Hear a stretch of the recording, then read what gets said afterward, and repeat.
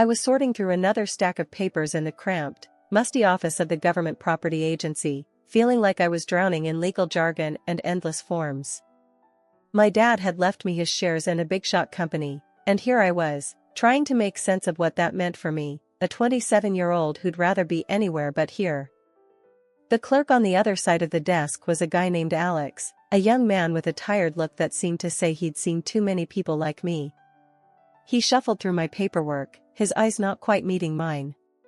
"So, Melissa, you're the lucky one inheriting a fortune, huh?" His voice was flat, but I detected a hint of something else. Was it curiosity? Lucky? Feels more like I've inherited a headache. I tried to smile, but it felt forced. I have no clue about half of these documents. Alex looked up, a genuine smile cracking his weary demeanor.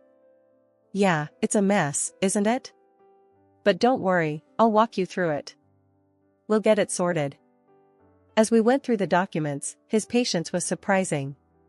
Most clerks just wanted you out the door, but Alex took his time explaining each form, what it meant, and what I needed to do. It was refreshing. "Thanks, Alex. I didn't expect to find someone who actually cares in a place like this," I said, once we were done. He shrugged, the corners of his mouth turning up slightly. "We're not all robots yet. Besides, it's a nice break from the usual. Helping someone's a good feeling, you know?" I laughed, the sound brighter than anything I'd felt since stepping into this bureaucratic maze. "I guess I owe you one then. Coffee?" "My treat, as a thank you for not letting me drown in paperwork." "Coffee sounds great, but it's my treat." "You've got enough on your plate with all this inheritance stuff," Alex countered, standing up and gathering the now neatly stacked documents. Walking out of the office felt different. The burden of paperwork was still there, but lighter somehow. Alex led the way to a nearby cafe, a small, cozy place that felt worlds away from the sterile government office. As we sat down with our coffee, the conversation flowed easily. We talked about everything and nothing, work, hobbies, how life can throw curveballs when you least expect it. "You know, I never thought I'd meet someone like you in a place like that." "Someone real," I found myself saying. Alex raised an eyebrow, a smirk playing on his lips. "Someone real? What, you thought I was a government-issued robot designed to make your life miserable?" I chuckled, shaking my head. "No, it's just, everyone seems so caught up in their own stuff. It's rare to find someone who listens, who actually sees you, you know?" He nodded, taking a sip of his coffee. "I get it. Life's too short to be anything but real, especially with people. We're all just trying to figure it out, one day at a time." Our story didn't start with love at first sight or grand gestures. It started with shared smiles, genuine kindness, and a cup of coffee. And sometimes, that's all it takes to turn a regular day into the beginning of the rest of your life. After that day at the cafe, things between me and Alex took off faster than I could have imagined. It wasn't long before we were seeing each other outside of all that legal and paperwork mess. One evening, sitting on my old, comfy couch with takeout boxes scattered around, Alex brought up the idea that would change everything. "Hey, I've been thinking," he started, a bit hesitant, which wasn't like him at all. He was always so full of confidence, his ideas bold and out there. "With your inheritance and my knowledge of the market, we could start something on our own. Something big." I paused, a piece of pizza halfway to my mouth. "Start something? Like what, a business?" The idea seemed crazy. Sure, I had money now, but business was a whole different game. "Yeah, a business. Hear me out." He leaned forward, his eyes lighting up the way they always did when he was excited about something. "We both know the agricultural sector is booming. What if we dive into that? Start a wholesale warehouse for spare parts or something. It's in demand, and with your capital and my connections, we could really make a mark." I set my pizza down, intrigued despite myself. "But I don't know the first thing about running a business, Alex." "And what about your job?" He waved his hand dismissively. "My job's a dead end, you know that. And you're smart, you'll learn." We'll learn together. His confidence was infectious, but I was still hesitant. Alex, it's a huge risk. What if it doesn't work out? I could lose everything. The fear of making a monumental mistake was gnawing at me. But what if it does work out? His hand found mine across the couch, giving it a reassuring squeeze. You won't be alone in this. We're in it together, every step of the way. Plus, your mom's been bugging you about investing that money wisely, right? Here's our chance to do something wise and big. I couldn't help but laugh. You've got an answer for everything, don't you? His enthusiasm was hard to resist. Okay, let's say we do this. We're going to need a solid plan. And I mean solid, Alex. No winging it.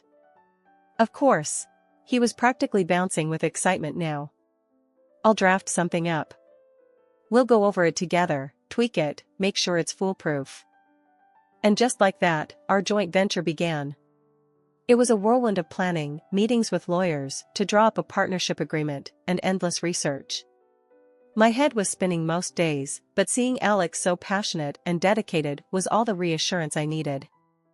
Before we got married, Alex insisted we sign a prenuptial agreement. It's just practical, he said one night as we were going over some business plans. In case things go south, we both know where we stand. Everything split in half, clean and simple. I nodded, understanding his point, but wanting to add my own condition. Alright, I get it. But I want something in there too. If one of us cheats and that leads to divorce, the cheater loses their share in the business. He looked at me, surprised, but then nodded. Fair enough. I love you, and I'm not going to cheat on you. So, yeah, let's add it. It was a tough conversation, but it felt right. Setting clear rules felt like we were laying a strong foundation, not just for our business, but for our relationship too. The day we signed the lease for our warehouse space was surreal. Standing there, looking at the empty building that would soon be bustling with our business, I felt a mix of terror and exhilaration. We're really doing this, aren't we? I said, more to myself than to Alex. He came up behind me, wrapping his arms around my waist. We're doing this. And it's going to be amazing. You and me, we're going to build something great here. I leaned back into his embrace, allowing myself to believe in the dream we were building. It wasn't just about the business, it was about us, taking on the world together. Little did I know, the challenges ahead would test us in ways I never expected. But in that moment, all I felt was hope and the thrill of starting something new with the man I loved. The buzz of our warehouse was like music to my ears, the shelves stacked with parts, orders coming in and going out. Alex and I, we were riding the high of our success. Our little venture into the world of agricultural spare parts was booming, profits climbing higher than either of us had dared to dream. It was a rush, seeing something we built from the ground up flourish like this. But with growth came growing pains. We need more hands on deck, I said one evening, poring over orders and invoices that seemed to multiply by the hour. I can't keep up with the paperwork on top of everything else. Alex, ever the cautious one, frowned at the suggestion. I don't know, babe. Hiring more people means trusting outsiders with our baby. Can't have just anyone poking around our finances and legal stuff. I got where he was coming from, but something had to give. So, what, you want me to do it all? I'm already swamped as it is. He looked at me, a mix of apology and determination in his eyes. I was thinking, maybe you could take some courses? Get certified in accounting and legal management? It'd keep things tight, just between us. The thought of going back to school on top of running a business felt overwhelming, to say the least. Seriously? When am I supposed to find the time for that? At night? Weekends? He suggested, as if it were that simple. Look, I know it's a lot, but we've got to protect what we've built. You're brilliant, babe. You'll ace it in no time. So, that's what I did. By day, I was the co-owner of a thriving business, and by night, a student once again. It was exhausting, juggling books with balance sheets, but I was determined to keep our dream alive. As the business expanded, so did my responsibilities.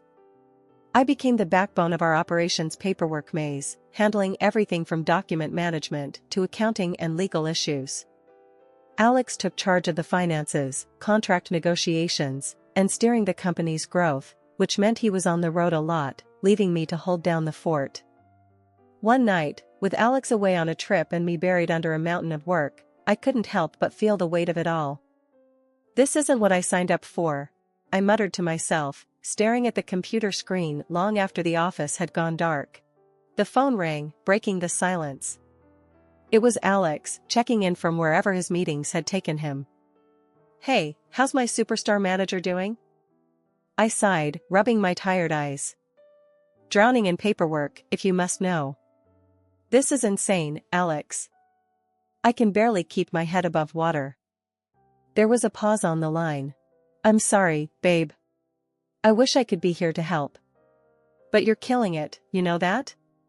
I couldn't do this without you." His words were meant to comfort, but they felt like a reminder of the chasm between us, growing wider with every business trip he took. I miss you, Alex. And I miss us not being so consumed by all of this." "I know, I miss you too. But think about where this is going to take us. We're building our future, one invoice at a time," he tried to joke. I forced a laugh, but it sounded hollow even to my own ears.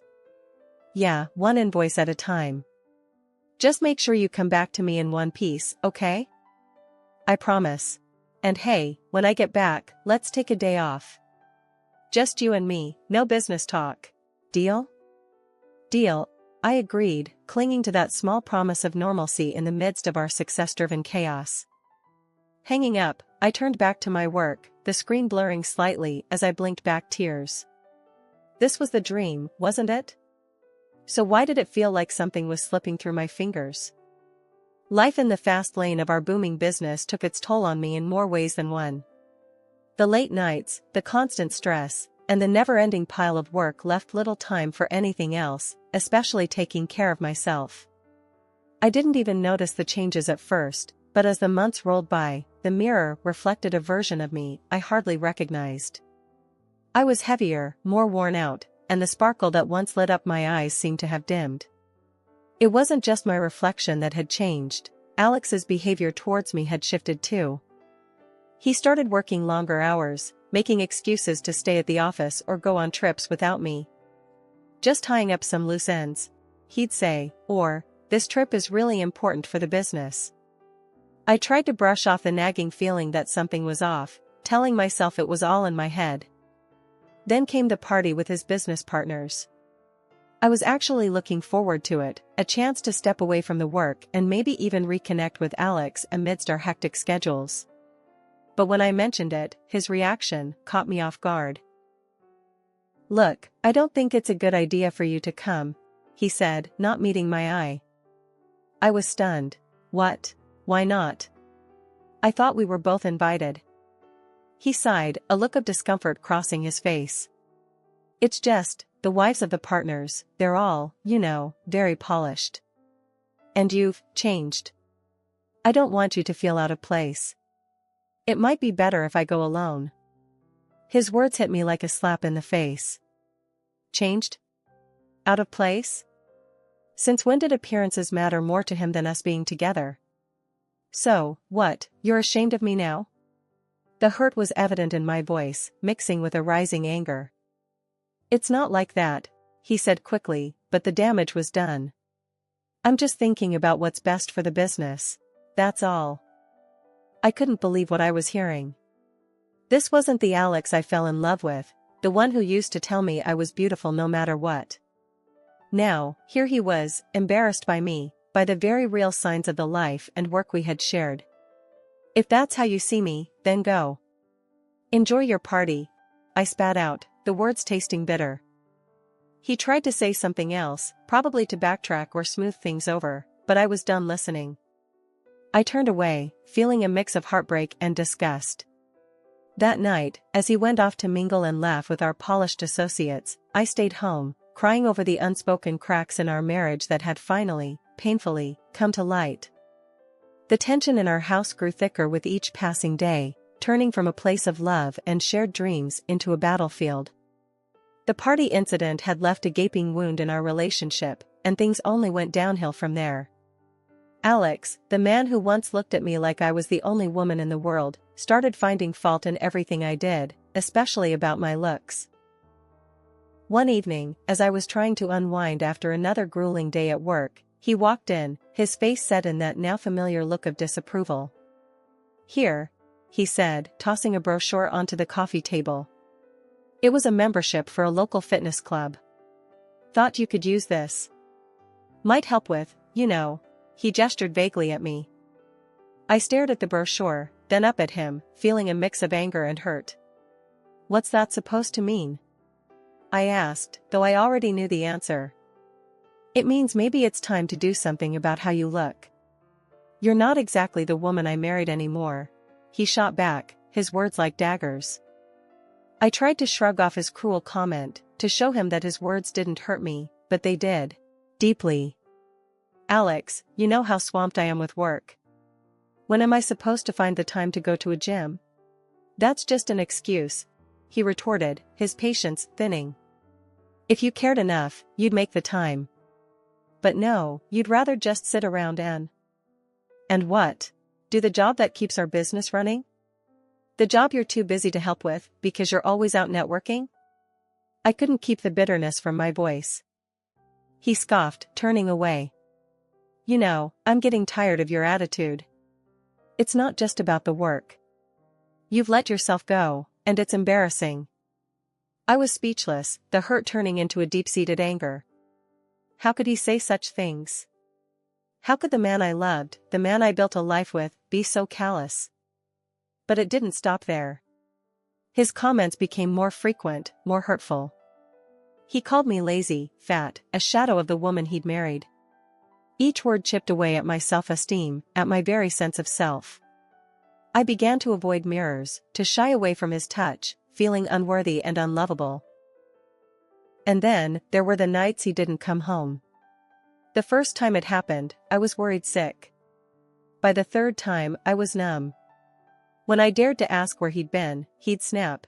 "It's none of your business. Just focus on what you're supposed to do." In the depth of my turmoil, I reached a point where the weight of silence became unbearable. My voice, shaky but determined, finally broke the silence one evening. "I can't live like this anymore," I admitted to Alex, my heart pounding against my chest. "We need to talk about divorce, about how we're going to handle the business." The idea of splitting everything we built together was daunting, but necessary for my peace. Alex's reaction was a mix of rage and disbelief. "You want to walk away now?" he thundered. "After all I put into this? You think you're entitled to half?" His words, sharp and cutting, were meant to intimidate, to make me second-guess my worth. "I built this company. You're nothing without me," he sneered, his words echoing off the walls, a painful reminder of how far we drifted apart. His threats of dragging me through a legal nightmare didn't deter me as he thought they would. Instead, they crystallized my resolve. "It's not just about the business, Alex," I countered, my voice steadier than I felt. "It's about respect, something that's been missing for far too long."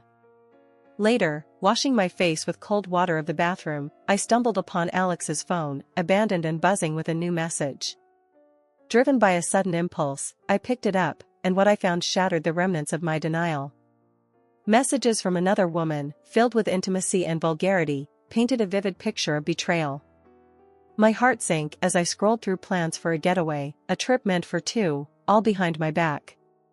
With every message I read, a part of the old me died, and a new resolve took its place. I didn't confront Alex with my discovery. Instead, I carefully documented everything, a silent promise to myself to fight for what was rightfully mine. This wasn't just about getting even, it was about claiming my dignity, my independence. With a heart heavy yet resolute, I knew what I had to do. The discovery of Alex's betrayal wasn't just a personal blow, it was a wake-up call to protect what I had worked so tirelessly for. So, I went to our office, a place that once symbolized our shared dreams, now a battlefield where I had to secure my future. First, I meticulously reviewed every document, every account associated with our business. It was crucial to understand the full scope of what we had built together, and what was at stake. Discovering the extent of Alex's deceit, including the car he bought for his mistress, only fueled my determination. I gathered every piece of evidence, made copies, and prepared myself for the next step. Armed with the documents, I sought out the best lawyer I could find, someone known for their integrity and tenacity. "I need to file for divorce," I told the lawyer, my voice steady but my hands betraying my nervousness. "And I intend to fight for what's rightfully mine in the business we built together." The lawyer, a seasoned professional with a keen sense of justice, listened intently as I laid out my case. After reviewing the prenuptial agreement and the evidence of infidelity, he looked at me with a reassuring calmness. "Given the circumstances and the evidence you've provided, you have a strong case. We'll do everything in our power to ensure you come out of this with what you deserve." The legal battle that ensued wasn't easy. It was a test of my resilience, my patience, and my very spirit. But throughout it all, I held on to the belief that truth and justice would prevail. And prevail they did. The court recognized the validity of our prenuptial agreement and the evidence of Alex's betrayal. In the end, the judgment was passed in my favor. I retained full ownership of the business we had built together, along with a fair portion of our shared assets. Additionally, I was granted financial compensation for the emotional distress caused by Alex's actions. It was a bittersweet victory.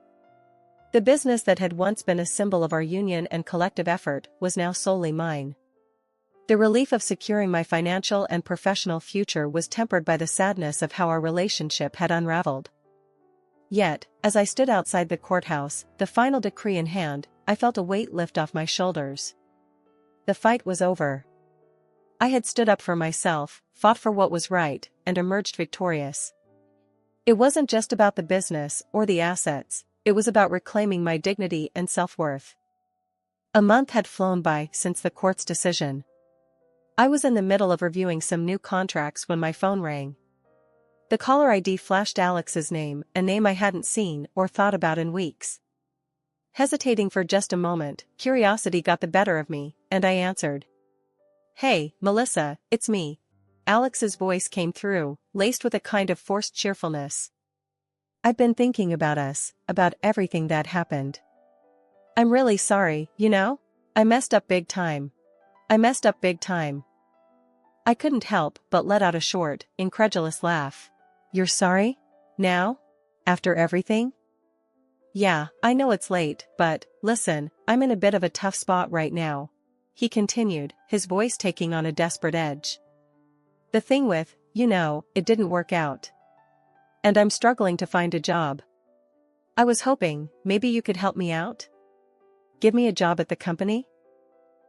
His audacity left me speechless for a moment. The man who had betrayed me, who had threatened to take everything from me, was now asking for a favor. It was almost laughable. "Alex, let me get this straight," I said, my voice calm but firm. "You cheat, you lie, you try to drag me through the mud, and now you want me to give you a job? You've got some nerve." I know, it sounds bad, but I'm really in a bind here," he pleaded. "I'll take anything, really. I just need a chance to get back on my feet." I took a deep breath, feeling a sense of clarity and resolve wash over me. "Alex, the answer is no. I've moved on. The company is doing great, better than ever, actually. And that's without you. I suggest you do the same, move on." There was silence on the other end of the line for a few moments. "So, that's it, then? You're just going to leave me hanging? Goodbye, Alex." I ended the call and, without a second thought, blocked his number. It was a symbolic gesture, but an important one. I was closing that chapter of my life for good. In the weeks and months that followed, I poured my energy into the company. Sales were up, we were breaking into new markets, and I had signed several lucrative contracts with new partners. The business was thriving, and so was I. Looking back, I realized that Alex's betrayal, while devastating, had been a catalyst for change. It forced me to reevaluate my life, my values, and my ambitions. I emerged from that tumultuous period not as a victim, but as a victor, fully in control of my destiny.